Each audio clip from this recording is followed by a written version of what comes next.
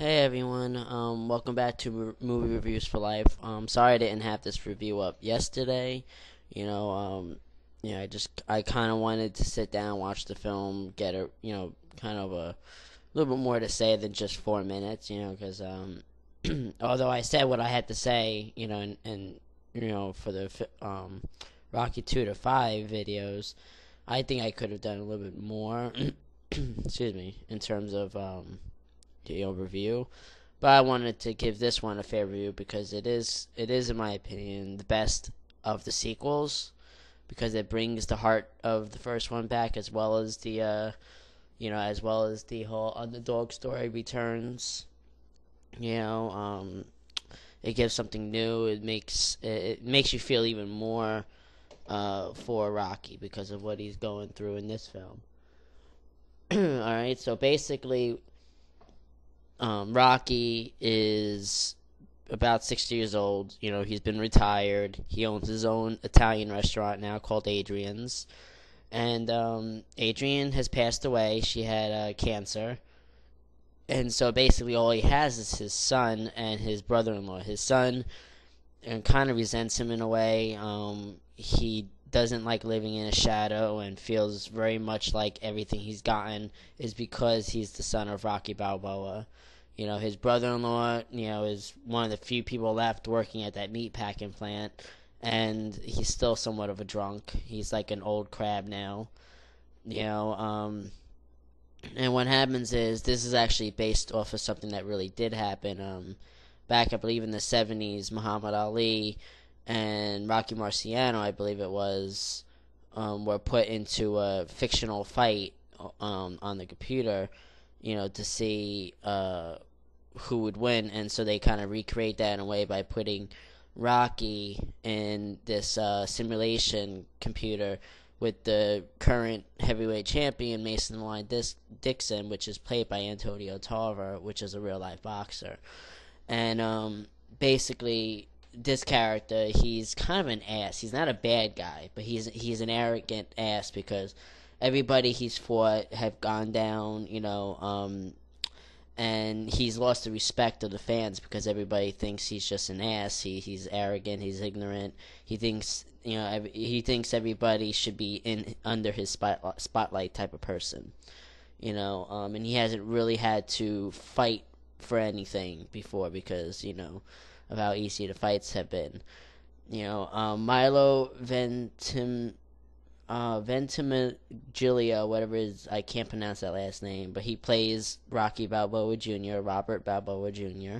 He takes over for Sage Stallone, who I believe has his own film company, so he wasn't contracted. He couldn't appear because of a contract. Tony Burton returns. His nickname is Duke. I've been forgetting to mention that. And it's it's put out here that his nickname is Duke. James Francis Kelly III plays Steps, which is the son of Marie, who's played by Geraldine Hughes, instead of the girl who actually played Marie in the first film. Burt Young does return as Paulie, and he's as good as ever. I mean, he hasn't missed a beat on how to portray Paulie. Talia Shire only appears in flashbacks, and they're done really well. The Bill Conti music really puts a strong emphasis on Sylvester Stallone or Rocky's loneliness in the world, and it basically shows, it basically shows how as you get older you lose people, and it's up to you to kind of get out of that, Pedro Lovell comes back as Spider Rico. He was actually in the first film, but I didn't really make a mention of him because he's only in it for a few minutes. And but I figure I'd mention him this time because he does return, in somewhat of a bigger role. He's a retired boxer just like Rocky, and and he's basically he's like a friend to Rocky now, because they're both in the same somewhat situation. Mike Tyson has a cameo as himself at the end.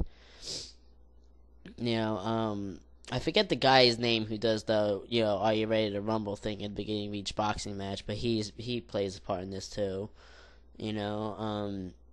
it's a strong story. It really works. The acting is done very well. It basically shows, that time does go by, and it kind of, I guess it would reflect Stallone's life in a way at times.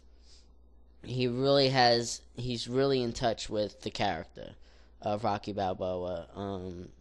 This was actually greenlit after Rambo 4 was greenlit, but they wanted him to do this role before they did Rambo 4, so that's why this came out, but it's been 16 years, and this is definitely a stronger end to the series than Rocky 5 was, but I still found it pretty good, very, very well done.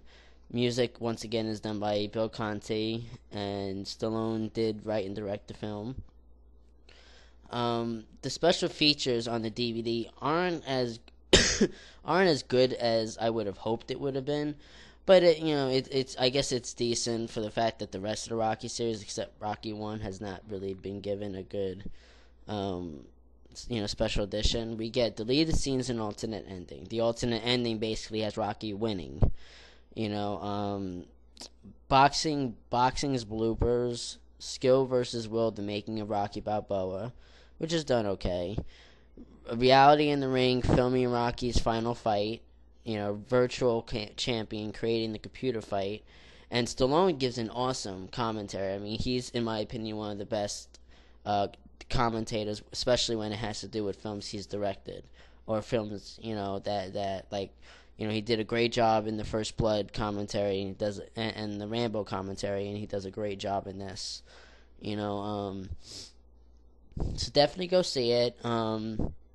There's a couple of songs that you can, the song Reach by Survivor was meant to be in this film, and it really kind of emphasizes the Rocky's journey in this film. So definitely go listen to that song, and just think about this film, and you'll basically get the idea.